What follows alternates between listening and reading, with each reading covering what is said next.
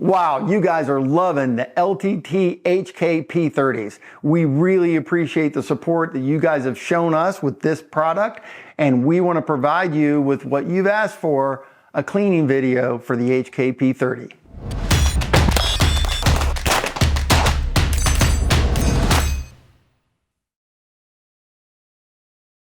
So the first thing you want to do is read your owner's manual and make sure that you unload and properly clear the firearm and then perform field stripping of it. You'll just disassemble it down to its basic components, and that's pretty much all you need to do for normal maintenance.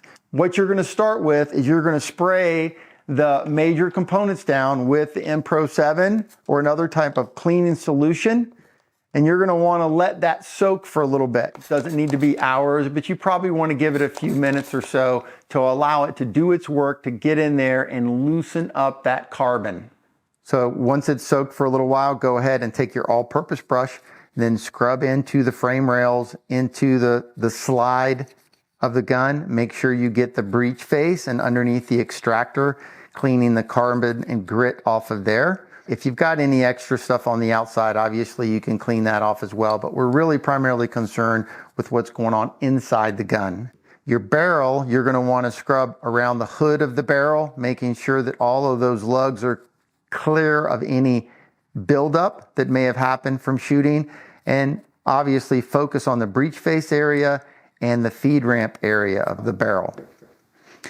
The recoil spring assembly probably does not need a lot of work. Just make sure the locking area is cleaned out. This piece right here locks up the barrel with the disassembly lever on the gun. So you want to make sure that is clean and doesn't have a lot of buildup on it.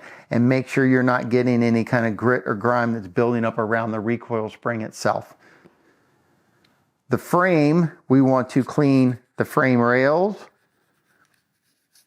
But I want you to not try to jam your all-purpose brush down inside the mechanism of the gun. Just clean what you can get to easily and not try to get too detailed inside the gun. If you get a small piece of brush, if that gets down in the wrong spot inside of any firearm, that can cause you problems.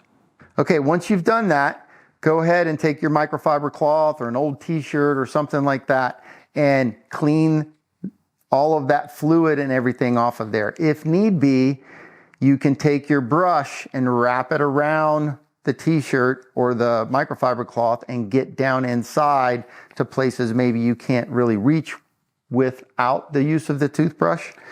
And so that's a really good thing you can do. And of course, if you've got really small areas that you need to get into, you can wrap that t-shirt around the small end of the brush and get down into your frame rails and make sure you're doing a good job cleaning that off. The barrel normally doesn't need a lot of brushing after that, but you might, if you've got a few sharp corners that you can't get into, wipe that all off. Same thing with our recoil spring and guide rod assembly. We want to kind of dry all that cleaning fluid off of that. And then of course the frame itself, all right? Get around those frame rails and clean it off. Get down inside the magazine well, but we want to make sure that we're not getting chunks or lint or anything ripping off inside there that can cause malfunctions as well. So be gentle when you're inside there cleaning the inside magazine well of the gun. Bore of the gun, we're going to take a bore snake, which I prefer. Is probably one of the best items for cleaning the bore because it does what it needs to do without over cleaning the gun.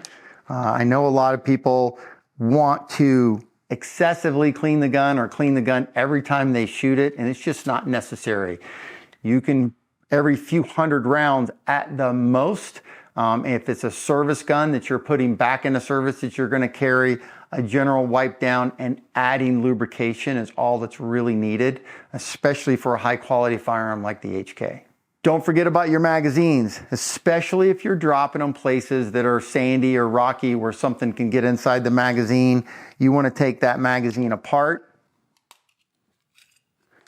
Make sure that there's not dirt or grime up inside of the magazine.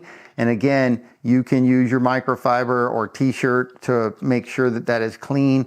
Don't force things all the way through the magazine. You can pull it through, but if it gets too tight, You can spread the feed lips or damage the magazine. Just pull in enough to where you know you've cleaned the inside out. That's all you really need to do there. And then make sure you reassemble the magazine correctly.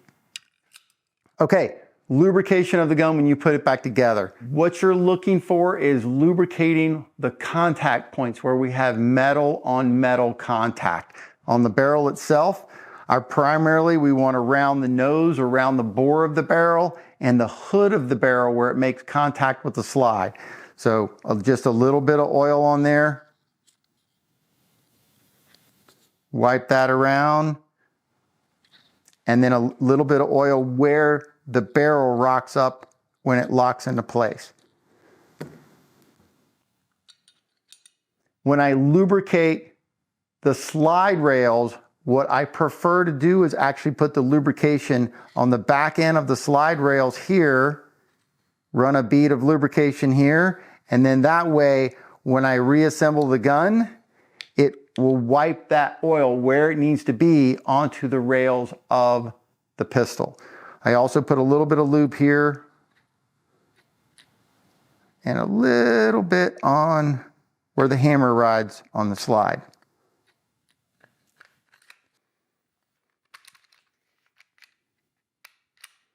Make sure we cycle the slide a couple of times, get that lubrication around. If necessary or required, you have safety mechanisms on the gun, do a function check, and then you should be ready to go.